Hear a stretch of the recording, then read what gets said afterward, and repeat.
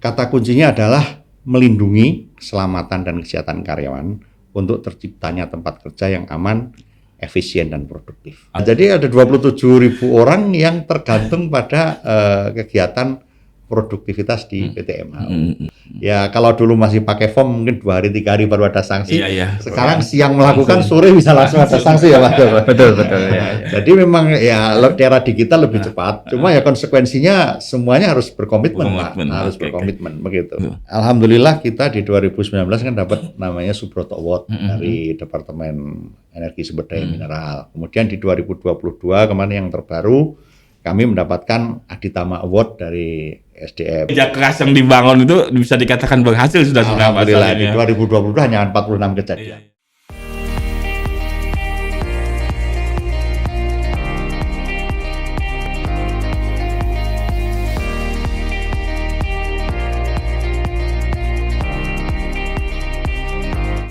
Assalamualaikum warahmatullahi wabarakatuh. Tribuners, kembali lagi bersama saya Januar di acara Talk Show Tribun Kaltim bersama PT Multi Harapan Utama.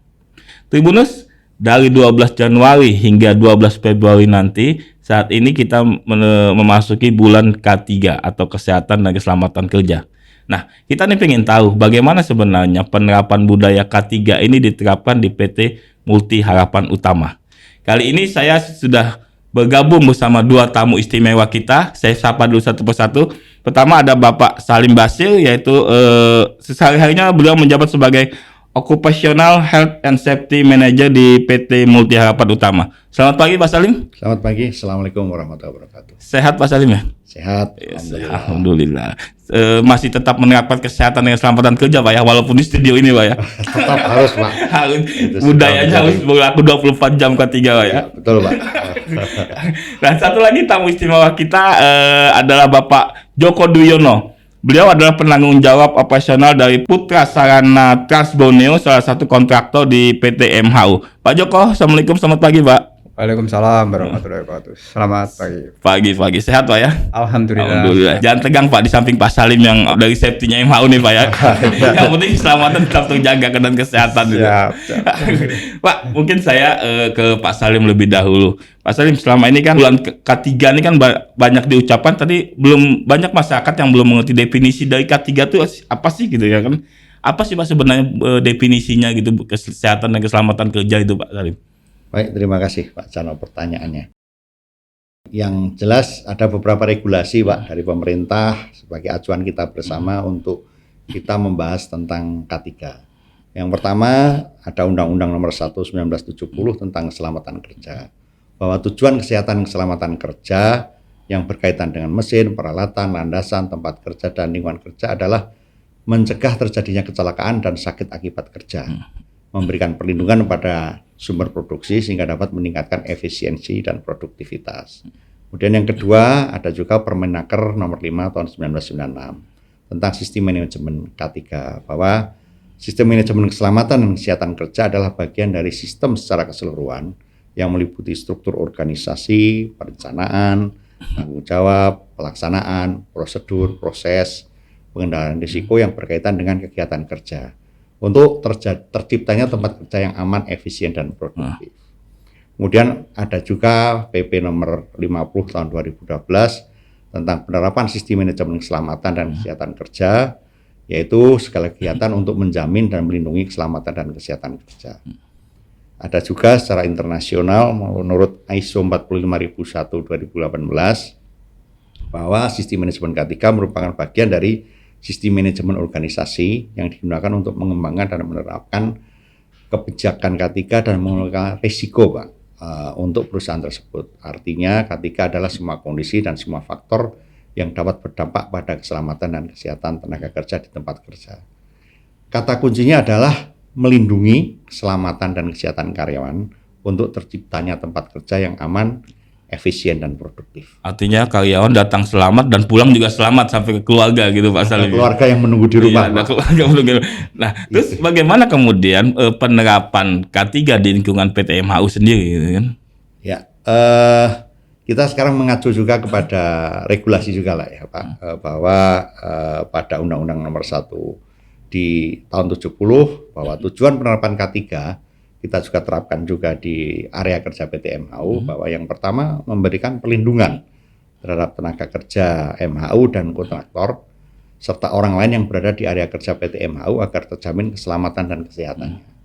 Kemudian menjamin setiap proses produksi penambangan batu bara di area kerja PT MHU agar berjalan secara efisien dan aman, dan yang terakhir adalah meningkatkan kesejahteraan dan produktivitas karyawan. Bisa dibayangkan Pak, di MHU saat ini ada 9.100 pekerja Pak. 9.100 pekerja. MHU dan kontraktor. Dalam satu lingkungan kerja. Dalam satu area kerja. Kalau satu orang ini terdiri dari satu istri dan satu anak, berarti ada 3 jiwa Pak. Iya. 9.000 kali 3 berarti ada 27.000 Belum orang. Kalau yang istrinya 2 gitu Pak ya. Wah, itu ya. Itu pertanyaannya kok cukup ini Pak. Cukup mengenal. Jadi ada 27.000 orang yang tergantung pada kegiatan produktivitas di PT MHU. Inilah tentunya yang harus kita jaga bersama Pak. Mereka harus kita jaga kesehatan, keselamatannya selama bekerja maupun setelah pulang kerja. Gitu Pak. Oke. Nah, Pak Joko, saya balik ke Pak Joko sekarang. Sebagai mitra DMHU gitu kan, bagaimana sih penerapan standar operasional K3 di lingkungan PT MHU sendiri itu Pak Joko, kalau Pak Joko ngeliat?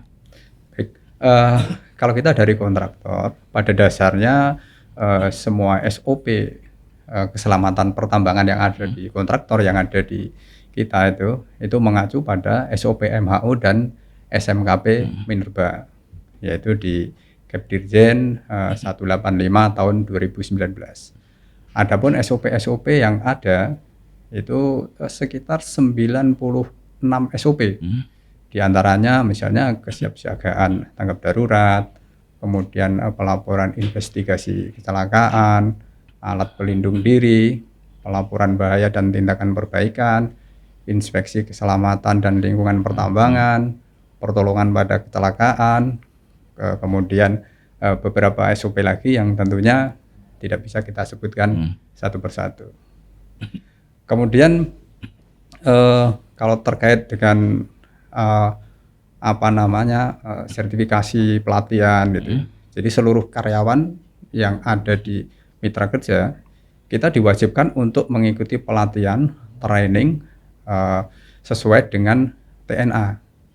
Ada TNA itu ya, training need analisis. Nah, ini sudah kita sepakati juga dengan MHU. Jadi total pelatihan itu kalau nggak salah sekitar 33 pelatihan terkait K3 sendiri. Pelatihannya diantaranya ada POM, kemudian ada POP, ada juru ukur tambang, ada juru las, kemudian ada ahli listrik, ya kan? Kemudian basic mining operation, kemudian ada LOTO, ada defensive driving awareness, dan banyak lagi yang tentunya tidak bisa kita sebutkan satu persatu. Oke. Adakah misalnya pengawasan bertingkat dari sisi keselamatan dan kesehatan kerja dari sisi kontraktor sebelum diawasi oleh PT MHU sendiri gitu? Betul. Jadi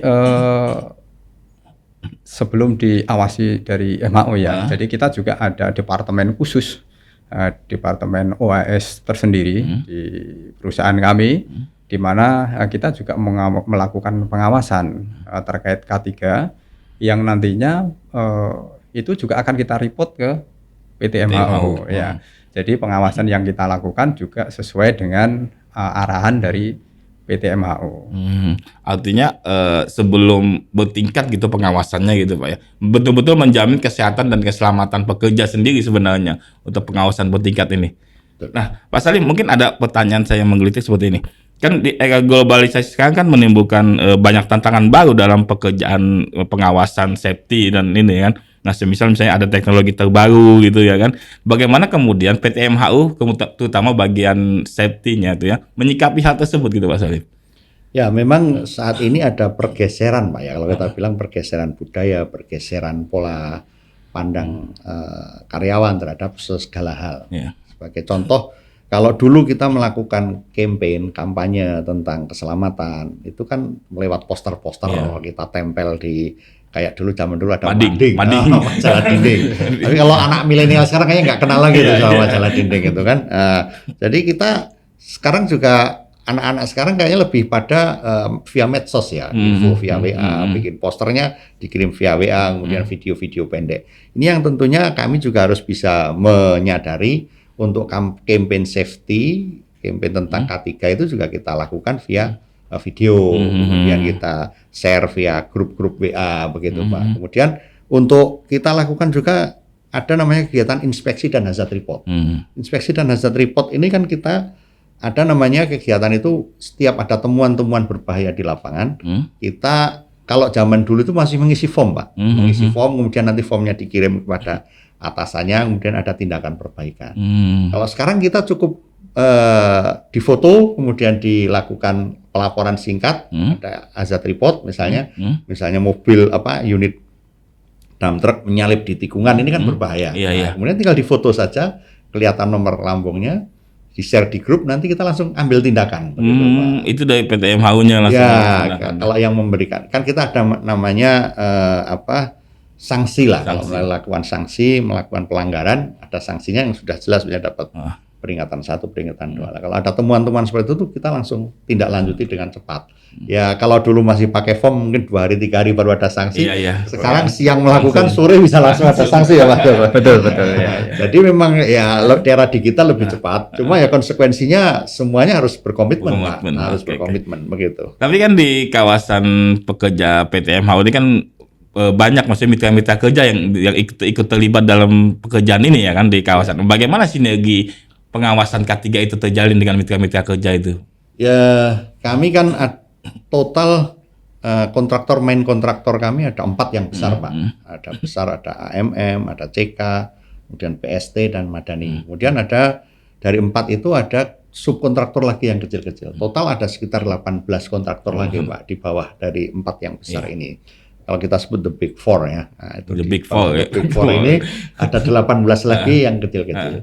Dan mereka memang kita tuntut, kita minta untuk memiliki tim safety sendiri. Seperti disampaikan Pak Joko tadi, ada tim sendiri yang melakukan pengawasan K3 maupun implementasi segala hal tentang K3.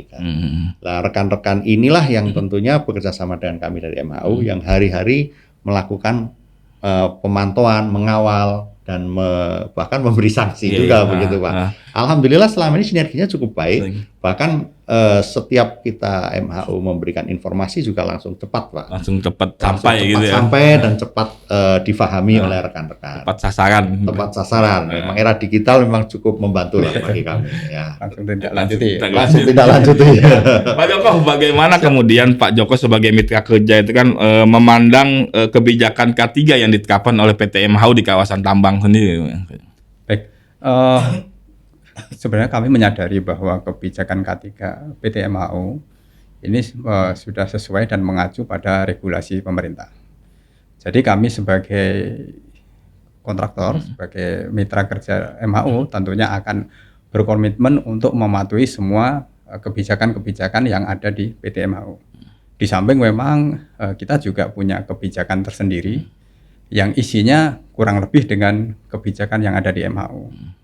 Bahkan secara target itu tahun 2022 ini kita lebih tinggi. Target kita lebih tinggi dari MHU. Ya memang pada awalnya agak sedikit berat ya kita bergabung di tahun 2019 ya kan.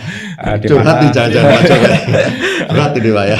Jadi tahun 2019 itu kita awal bergabung dengan timnya Pak Salim, tim MHU. Kita juga agak sedikit kurang bisa menyesuaikan ya kan. Agak sedikit kesulitan gitu kan. Tapi ya dengan komitmen manajemen kami, kemudian dengan komitmen teman-teman kita di site, kemudian dengan arahan dan bimbingan dari PT MHU, ya kan, akhirnya juga kita bisa mengikuti, dan apalagi kita di sini sebagai kontraktor lokal, gitu kan. Kalau disebutkan Pak Salim ada 4 kontraktor besar, salah satunya kita PT Putra Sarana Trans Borneo. Paling tidak kita bisa setara dengan kontraktor-kontraktor yang lain ya, kalian ya, kontraktor nasional. Ya.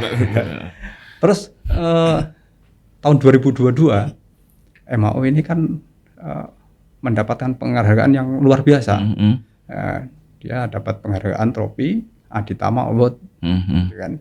Jadi kita sebagai mitra kerja ini juga kita bertanggung jawab untuk menjaga, ya kan.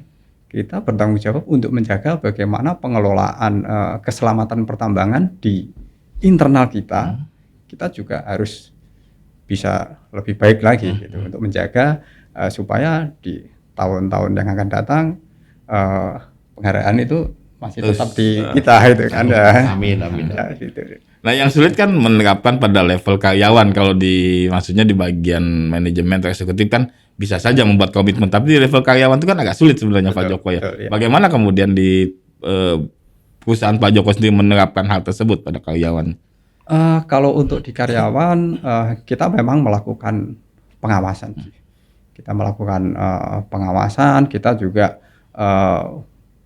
membuat safety campaign gitu kan, banyak safety campaign yang salah satunya safety campaign ini juga salah satu dari program kerja tahunan yang sudah kita sepakati terkait keselamatan pertambangan. Kemudian program kerja ini juga sudah kita tanda tangani.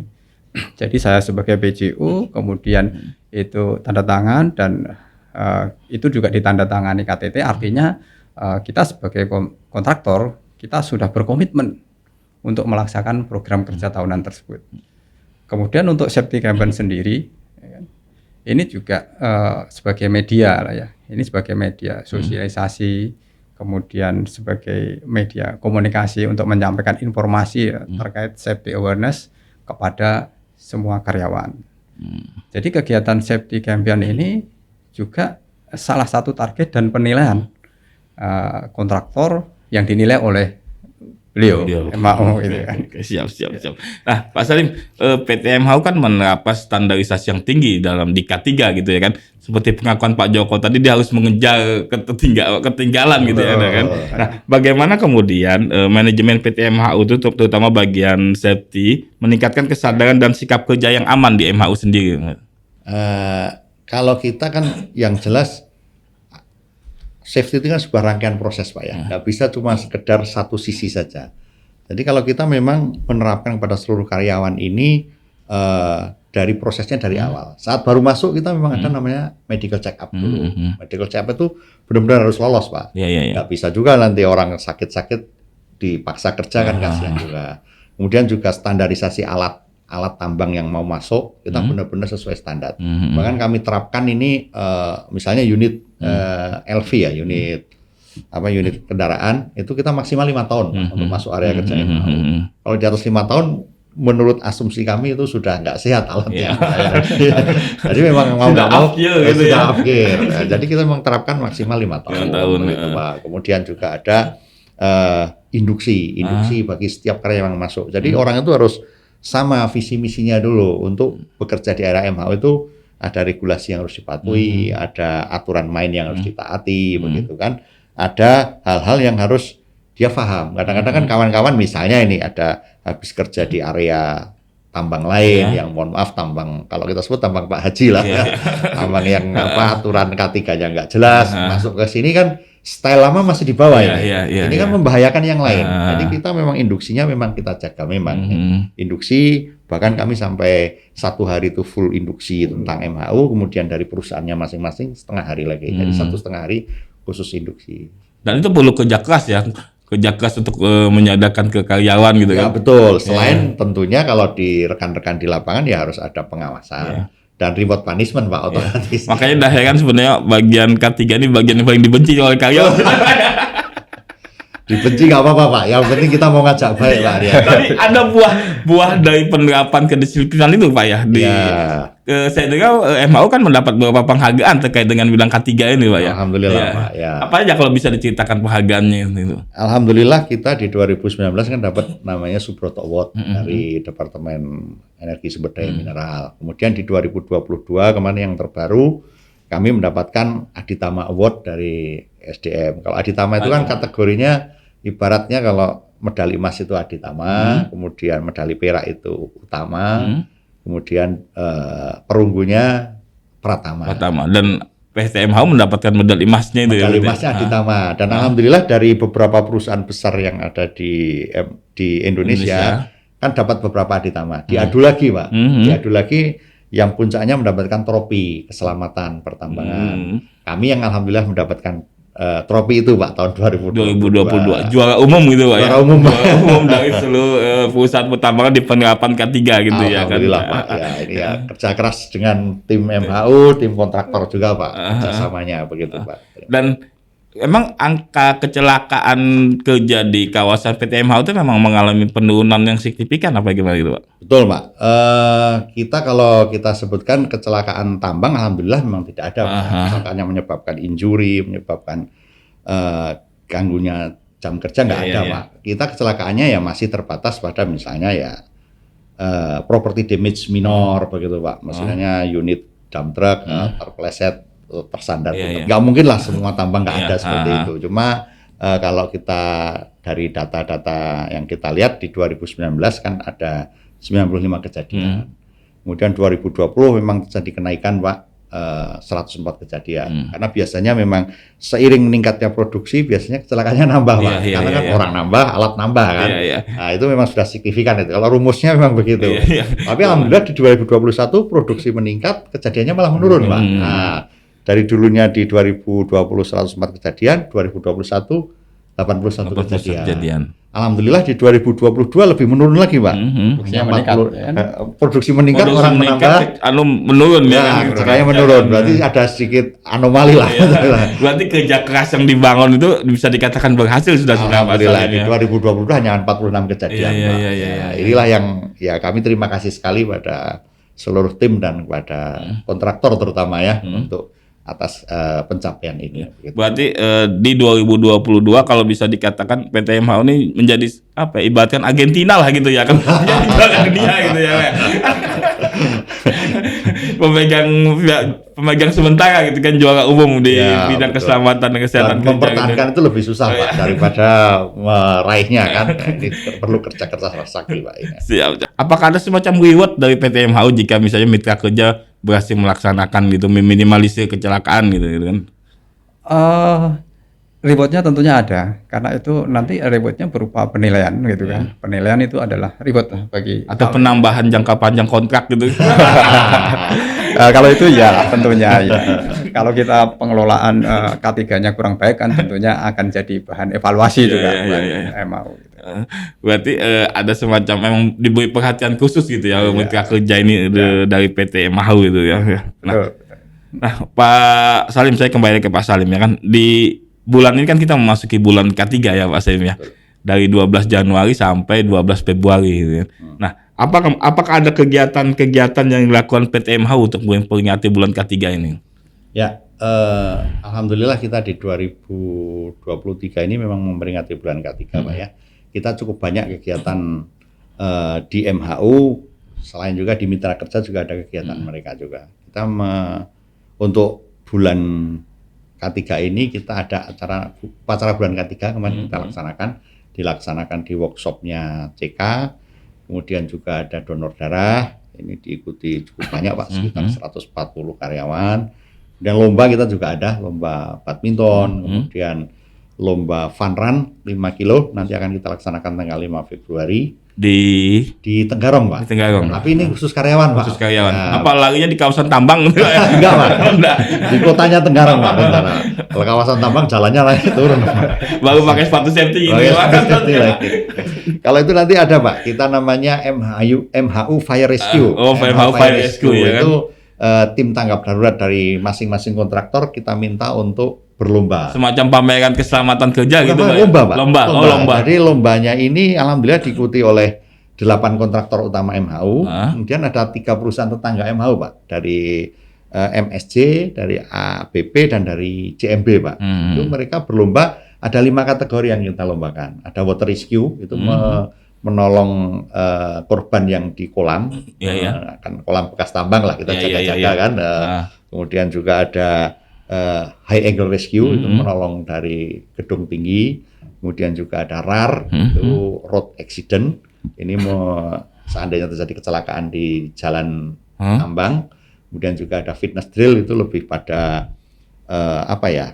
lomba ketangkasan bagi peserta, dan ada lomba tulisnya, tes tertulisnya. Lomba tes tertulisnya. Nah, Oke. ada 5 kategori yang kita lombakan, Pak. Dan ini kita laksanakan baru pertama kali nih, Pak. Baru pertama kali ya kan. Ya. Itu bukan karena dapat aditama kemarin, Pak ya? Ya, salah satunya.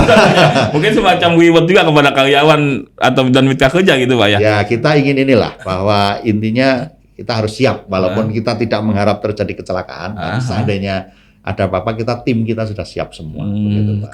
Oke, siap kalau gitu. Nah, kemudian kalau tanggapan dari pihak mitra kerja sendiri memperingati bulan ketiga ini seperti apa di PT MAU gitu, Pak Joko? Ya, kalau untuk tanggapan kita ya terkait peringatan bulan ketiga, ya kita cukup memberikan respon yang positif untuk peringatan bulan ketiga yang dilaksanakan di PT MAU. Jadi yang disebutkan Pak Salim tadi bahwa ada beberapa perlombaan, kemudian ada perlombaan, kemudian ada safety campaign, kemudian ada upacara dan lain sebagainya gitu kan. Bahkan perlombaan yang rescue itu kita baru pertama kali ini ikut ya kan. Nah, kita itu baru kemarin membentuk tim, kemudian dari tim kita kemudian kita minta approval dari PT MAU, dari KTT ya kebetulan sudah terbentuk dan kita langsung ikutkan lomba gitu. Jadi inilah salah satu pembinaan lah yang diberikan ke kita terkait dengan K3 kemudian dalam hal perayaan bulan ketiga juga. Berarti ada maksudnya apa, peningkatan kompetensi juga dari sisi mitra kerja gitu. Peningkatan kompetensi juga kita dituntut lah ya kan, dituntut dan kita juga syukur bisa mengikuti gitu. Ada maksudnya selain misalnya dapat bisa bekerja di kawasan PT MAU, jadi PT PST ini juga mendapatkan hal lain gitu, Pak ya. Hal lain ya. Untuk terutama dari sisi kesehatan dan keselamatan kerja gitu ya. Kompetensinya juga dari teman. Tapi mungkin gini Pak Joko, kan isu keselamatan pertambangan ini kan cukup menjadi perhatian di tahun 2022 kemarin ya kan. Siap. Nah, bagaimana kemudian apa yang dilakukan oleh mitra kerja untuk meminimalisir hal tersebut gitu? Siap. Alhamdulillah di tahun 2022 kecelakaan yang ada di PT MAU turun cukup drastis lah gitu kan. Sudah lebih kecil dari tahun-tahun sebelumnya. Tadi disampaikan Pak Salim bahwa sebelum-sebelumnya di tahun 2019 kita ada 95 kecelakaan, 2020 ada 104, kemudian di 2022 kita ada 46 kecelakaan, di mana tahun sebelumnya di tahun 2021 itu ada 81 kejadian, gitu kan. Ya. Jadi di sini MAU memang cukup ketat dalam penegakan peraturan keselamatan. Dan kami dari kontraktor juga kita mengikuti gitu kan. Kita yakinlah bahwa hal itu akan menjadi hal yang baik juga buat kita gitu kan. Sebagai contoh saja di tahun 2021 itu kecelakaan yang paling banyak di MAU itu terjadi di jalan angkut batubara. Kemudian terjadi juga di driver dump truck ya kan. Sehingga dengan kejadian seperti itu salah satu improvementnya MAU menerapkan sistem memunculkan program itu kan, program Halmat itu, Hauling Selamat, di mana program ini berupa pemilihan driver teladan, kemudian kita ada inspeksi mendadak gitu kan, kemudian pemasangan rambu dan lain sebagainya. Jadi alhamdulillah di tahun 2022 PT PST tidak mengalami kecelakaan kerja. Dan mohon doanya juga supaya di tahun-tahun berikutnya PT PST dan PT MAU juga bisa terhindar dari kecelakaan, terhindar dari mara bahaya. Amin. Itu mungkin salah satu buah dari menerapkan standarisasi yang diterapkan oleh MAU. Betul. Nah, Pak Salim, di 2022 kemarin kan MAU mencatatkan prestasi yang mengesankan juga dengan perolehan aditama gitu kan. Nah, tapi kan seperti kata Pak Salim tadi bilang, mempertahankan lebih sulit daripada merebut ya kan. Nah, bagaimana kemudian cara dari perusahaan mempertahankan dan meningkatkan capaian tersebut dari sisi keselamatan kerja di lingkungan PT MAU sendiri? Ya Pak, selain kita meneruskan program-program yang sudah baik yang selama ini ya sudah berjalan, kita juga lakukan improvement Pak. Improvement, terutama tadi sudah disampaikan Pak Joko tadi bahwa setiap terjadi kecelakaan kita lakukan investigasi mendetail, kemudian kita lakukan semacam analisa apa penyebabnya dan kira-kira tindakan pencegahannya seperti apa. Seperti tadi disebutkan kan kita misalnya ada kecelakaan di area tambang gitu, dan itu memang terjadi karena lemahnya misalnya pengawasan. Jadi kita ada program namanya pengawas pelopor Pak. Pengawas pelopor itu memang untuk rekan-rekan pengawas yang ada di lapangan, di front line, kita berikan semacam pendampingan, kemudian pembinaan, bahkan diberikan pelatihan basic mining operation, kemudian di MHO ini kan saat ini di 2023 kan banyak kegiatan di medan lumpur. Kita lakukan pelatihan bagaimana memanage menambang di area lumpur, mencegah longsor dan sebagainya. Ini yang kita lakukan seperti improvement seperti itu. Ada juga misalnya kecelakaan di area workshop. Nah, kita bentuk program namanya mekanik andalan. Nah, kita buat program itu, kita dampingi, kita latih bahwa dia lebih aware terhadap K3, kemudian walaupun dia memang sudah ada basic di mekanik, tapi tetap kita tambahkan lagi tentang awareness tentang K3. Dan budaya itu dipertahankan terus dalam bentuk kampanye-kampanye positif gitu di lingkungan PT MHU. Betul, kampanye positif dan juga tadi program-program tadi juga kita laksanakan. Otomatis dengan adanya program kan kita akan bisa masuk ke dalam lingkungan rekan-rekan kontraktor, begitu Pak. Oke, mungkin terakhir untuk Pak Joko, statement terakhir dari Pak Joko terkait dengan penerapan K3 di lingkungan perusahaan terutama PT MHU sendiri. Siap. Penerapan K3 di MHU, ya kita berterima kasih pada PT MHU yang mana kita sebagai kontraktor lokal yang tadi saya sampaikan, kita juga mau paling tidak setara dengan kontraktor yang lainnya yang berskala nasional gitu kan. Ya kita berterima kasih bahwa MHU cukup berkomitmen, ya kan, cukup bisa membimbing, membina kita terkait program-program K3, sehingga yang awalnya saya sampaikan tadi di tahun 2019 kita cukup kurang bisa menyesuaikan gitu kan. Akhirnya berkat bimbingan dari MHU, kemudian arahan dari PT MHU, akhirnya kita juga bisa mengikuti. Intinya kita di PT PSD di site MHU kita berterima kasih kepada PT MHU atas bimbingan arahan sehingga ya secara keselamatan kerja ya, penerapan keselamatan kerja ini kita juga bisa lebih baik dan bisa mengikuti. Oke, siap. Dan itu untuk benefitnya juga untuk seluruh karyawan juga ya kan? Betul ya kan. Di tahun 2022 kemarin, syukur alhamdulillah kita tidak ada kejadian gitu kan, tidak ada kejadian. Dan kita juga mengajukan zero incident juga. Ya, bekas bimbingan dari PT MHU. Siap. Nah, Pak Salim, mungkin statement terakhir jangan gitu ya kan, supaya karyawan-karyawan yang bekerja di lingkungan MHU ini mendengar gitu ya kan, terkait dengan keselamatan kerja Pak Salim. Mungkin bukan jangan lah Pak, ajakan aja. Ajakan lebih mengutamakan keselamatan, ajakan untuk bekerja sesuai prosedur, begitu. Intinya walaupun safety kadang-kadang dianggap mengeluarkan biaya, dianggap cerewet begitu ya. Tapi ya kita harapkan bahwa itu wajib dilaksanakan karena dampak yang akan terjadi seandainya terjadi apa-apa jauh lebih besar. Biayanya jauh lebih besar. Dampak bagi manusia, keluarga juga jauh lebih besar. Karena semahal tidak ada yang bisa menggantikan nyawa gitu ya. Oh, Pak. Tidak ada yang menggantikan nyawa, tidak bisa menggantikan cacat pada karyawan. Intinya safety first. Safety first ya kan. Seperti kata Pak Salim tadi mungkin datang selamat, pulang selamat, keluarga menunggu di rumah gitu kan. Betul, Pak. Siap. Baik, Pak Salim dan Pak Joko, terima kasih banyak atas kehadirannya hari ini dan semoga PT MHU bisa terus menerapkan kesehatan dan keselamatan kerja di lingkungannya ya kan. Amin. Dan penghargaan itu bisa diraih kembali gitu. Amin. Pak Salim, Pak Joko. Sehat selalu Pak Salim, Pak Joko ya kan. Terima kasih. Nah, Tribuners, di bulan K3 yang dirayakan dari 12 Januari sampai 12 Februari menjadi sebuah momentum untuk terus meningkatkan dan kewaspadaan dan memperhatikan betul keselamatan dan kesehatan di lingkungan kerja. Seperti ada slogan yang berkata bahwa rayakan apa yang sudah jadi baik. Akhirnya, saya Januar pamit dalam Tribun Kaltim Talkshow edisi kali ini. Kita jumpa lagi di episode mendatang. Assalamualaikum warahmatullahi wabarakatuh.